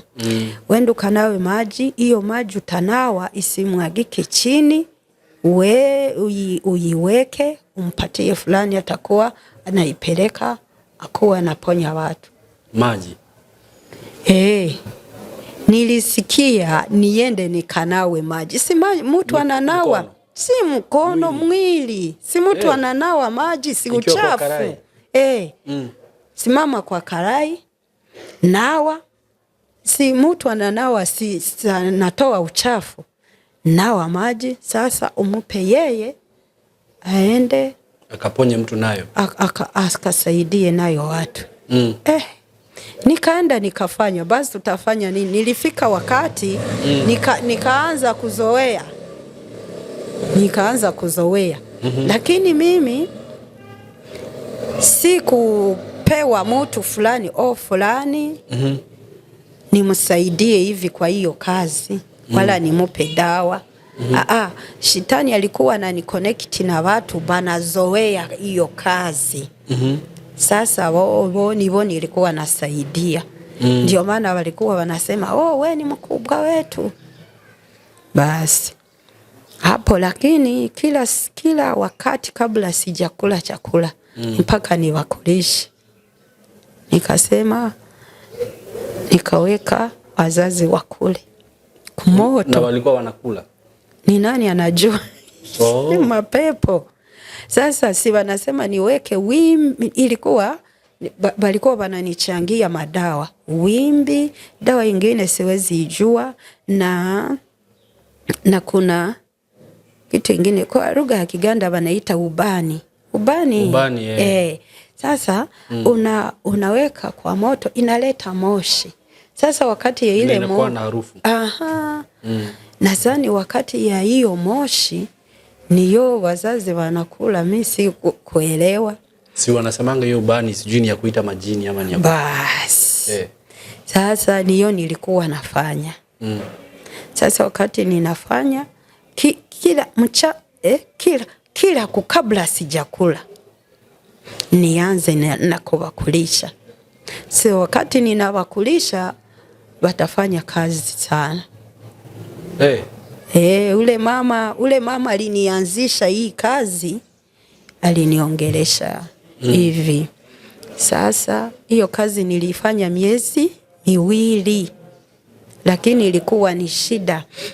Na chenye nakumbuka nilisikia sauti kasema, leo mtu atakuletea 1,100. Sikuelewa. Nikaona mtu ananiletea hiyo pesa. Ya nini? Alinipatia tu pesa, kasema ninahitaji. Na ni mtu.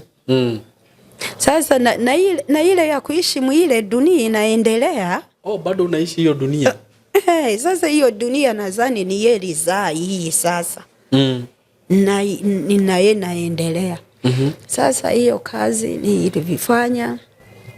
Nakumbuka vizuri nilifanya hiyo kazi kuanzia mwezi wa 11, 12 na mwezi wa kwanza hapo kumalizika. Si Valentine inakuwaga mwezi wa 2. Sasa hiyo Valentine wakati hiyo Yesu alinikujia. Alikukujia aje?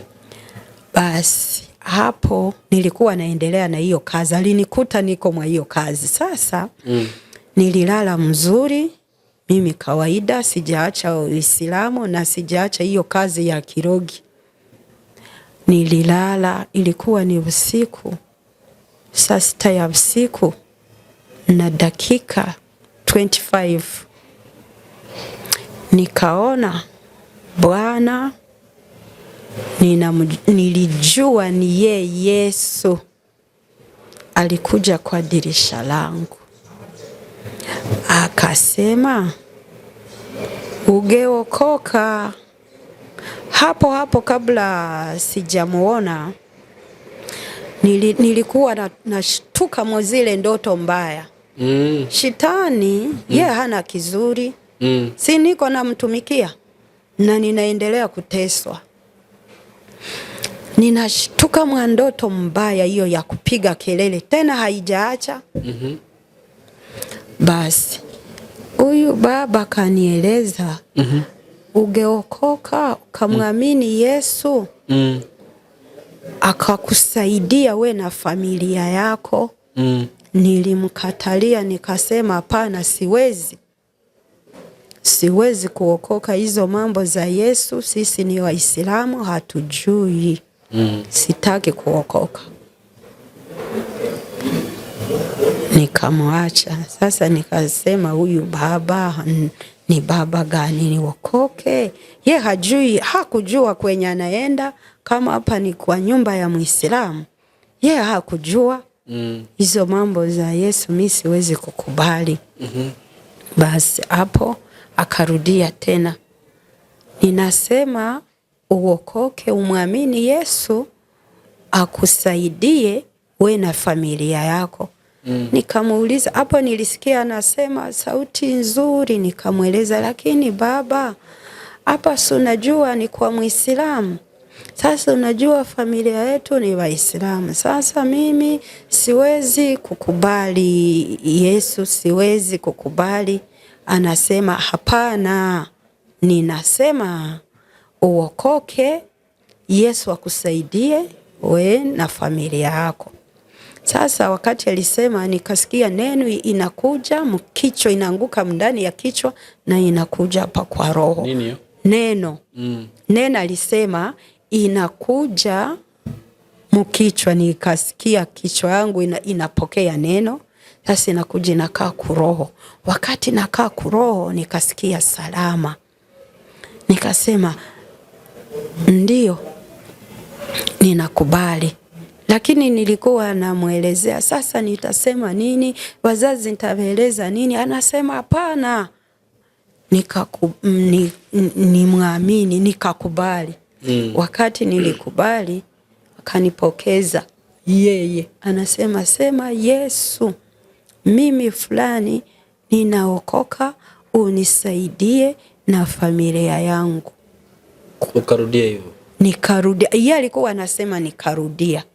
Sasa wakati nilimaliza kusema hiyo ya kuokoka, akaniwekea steps 4. Kama 1, 2, 3, 4, ananisimamisha hapo juu, anasema kuanzia leo hii uko juu hapo kwa hiyo step ya 4 na majaribu iko chini. Basi hapo nikamaliza. Wakati nilimaliza kuokoka, nilisikia salama, nikasikia salama, nikasikia furaha sijawahi kusikia.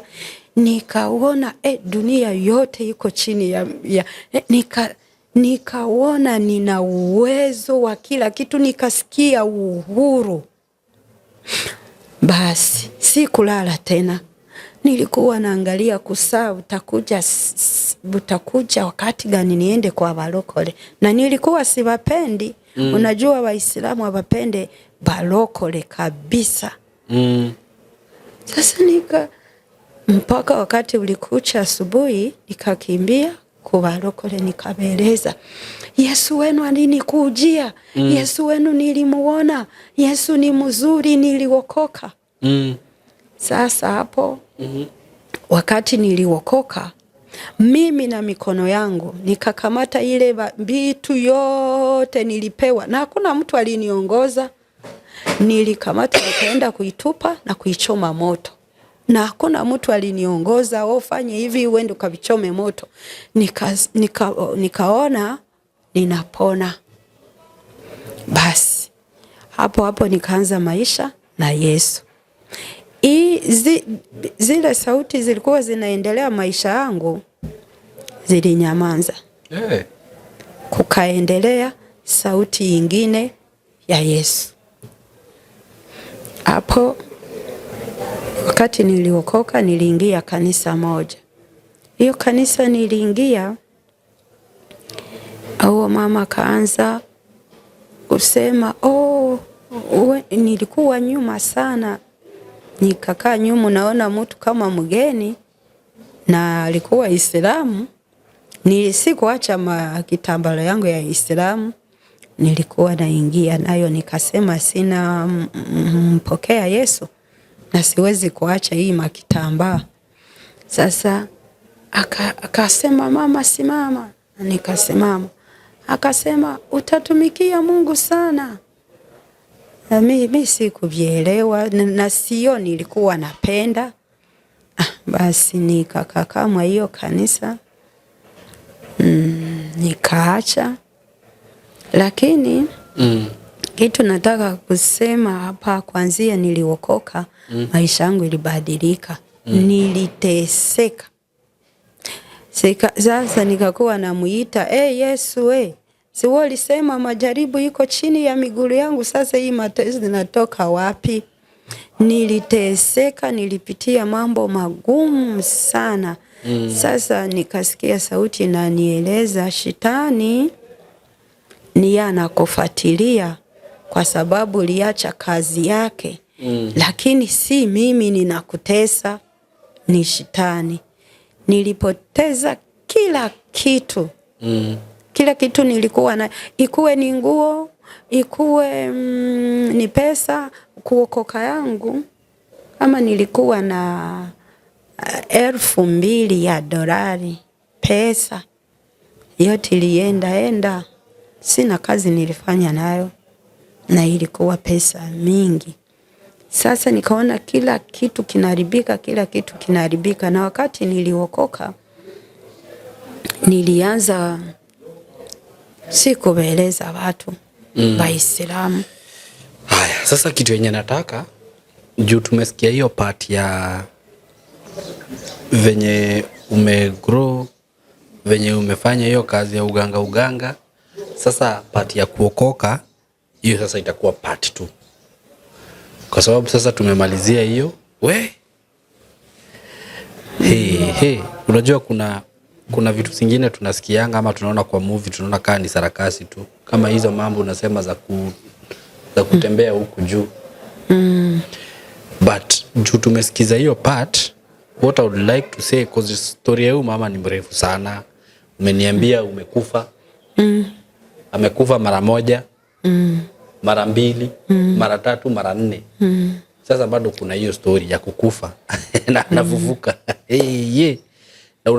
hiyo time ulikuwa umekufa, ulikuwa umeenda wapi? Sasa wakati nilikuwa nakufa, na wewe hiyo magonjwa ilikuwa inanikujia, saa zingine ninazimia, ninakufa. Sasa wakati ninakufa sikuona kitu.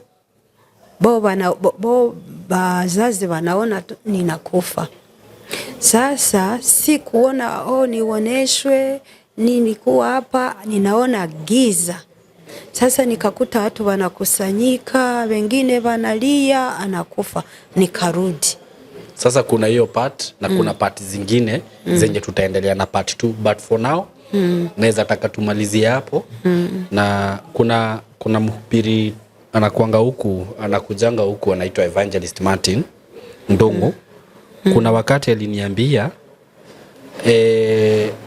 watu wa Kiislamu ama wenye hawajui Mungu, Yesu anajitokezea kwao yeye mwenyewe. Alikuwa ananiambia tumefika hiyo wakati Mungu anajitokezea kwao yeye mwenyewe na anawaongelesha na wanabadilika. Hata kama hakuna mtu wa kuwapelekea neno, Mungu anajitokeza kwao.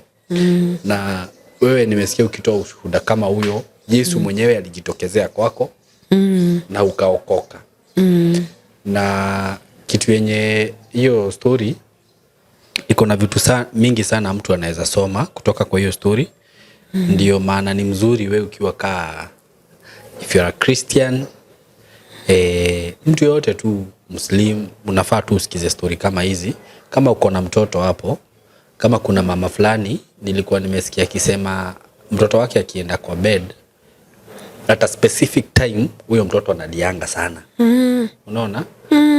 So you never know, labda kuna vitu huyo mtoto anapitia usiku. Cause alikuwa anasema hii time lazima mtoto analianga sana. Sasa wao wanaona tu ni kawaida. Vitu zingine si kawaida. Lazima mnaangalia tu vizuri. Na sisemi ati juu mtoto analia ati lazima ikuwe kuna kitu mbaya ina happen. But watu wenye tumeokoka tunaongozangwa na Roho Mtakatifu. Kwa hivyo kama uko na Roho Mtakatifu ndani yako, atakuongoza na atakuelezea mambo kama hizo. Kama kuna kitu kama hiyo ina happen kwako, kuna venye unakuanga na hiyo feeling, una feel this is not normal, this is not okay, know how to handle that issue. Kama ni maombi unamuombea. Another thing, watu mkae mkiwa alert, especially in the spiritual world. Unasikia venye huyu mama amesema unaweza lala dakika 5, lakini kwa hiyo dakika 5 unaweza kuwa umefanya vitu kama za miezi 2, kazi ya miezi 2. Kumaanisha saa zenye wewe kama Mkristo umejisahau tu kidogo hivi umelala, ile distraction shetani anaweza fanya kwa maisha yako si ya siku moja ama ya siku 2. Anaweza fanya unaweza kaa tu bila kuomba for 1 week. Ile atakutapata haitakuja ya siku moja ama 2. Kama dakika kidogo tu unafanya kazi ya miezi kama 2, utapata maisha yako imeharibiwa for more than 5 years. Ushindao kwani kulienda aje? So hiyo kitu tunatuambia aje, always pray. Mkwe watu wa kuomba, kupigana hizo vita za kiroho. Mnasikia kuna nchi nyingine na huku watu wanaishi. Na ujue kuna nchi nyingine, kwa sababu hata wewe saa zenye unaota, kwani unaotaga ukiwa kwa nchi gani? Unakuanga kwa hiyo nchi ya kiroho. So niongee na Kikuyu hapo niseme hoyaga imuno na muikarage mukihoyaga. Na hiyo story ya mama ina mafunzo mengi sana. Ukisikiza iko na mafunzo mengi ndani yako. Na kwani huko watu wanaamini tu uchawi. Huko Uganda wanaamini sana uchawi kwa sababu huko Rwanda. Wanaamini Waislamu. Waislamu hawana cha kufanya, wanaona kama mambo inashindikana, mganga Mungu wao hawasaidii. Mungu wao haeleweki. Kwa sababu sasa kama ukipata tu kashida kokote tu ni kwa uchawi. Sasa hiyo ni Mungu gani? Si hata heri utoke kwa hizo mavitu. Ukae tu hivyo. But anyway, thank you so much for listening to us. Na pia wewe Mungu akubariki kwa kushare hii story. Na tutaendelea na part 2 from here. The next time you come, we'll continue with part 2. Si ndio? So part 2 sasa ni kutoka kwa kuokoka, venye uliokoka, venye sasa uliingia deep kabisa, venye hizi sasa vitu zilikuondokea kabisa. Si ndio? So unaweza taka upeane namba yako ya simu hapa. Ndio mtu mwenye anaweza taka kuongea naye anaweza kuongelesha. Si ndio? Peana namba yako ya simu. Namba yangu ni 0701 20 404. Rudia tena. 0701 20 404. Majina ni nani? Kaitesi Sulaika. Kaitesi Sulaika. Thank you so much. Tutaendelea kutoka hapo next time. God bless you so much. Tunawapenda. Asante. Hi guys, welcome to SkyMark Creative Training Institute, and here we learn film and media production, DJing, creative videography and photography, journalism, ICT and computer studies, 2D and 3D animation, graphic design. We are located in Ruiru OJ, opposite Tatu City, along BTL Road. Unaweza tupata Facebook, Instagram, TikTok and YouTube. Welcome to SkyMark Creative Training Institute. Empowering Skills, Creating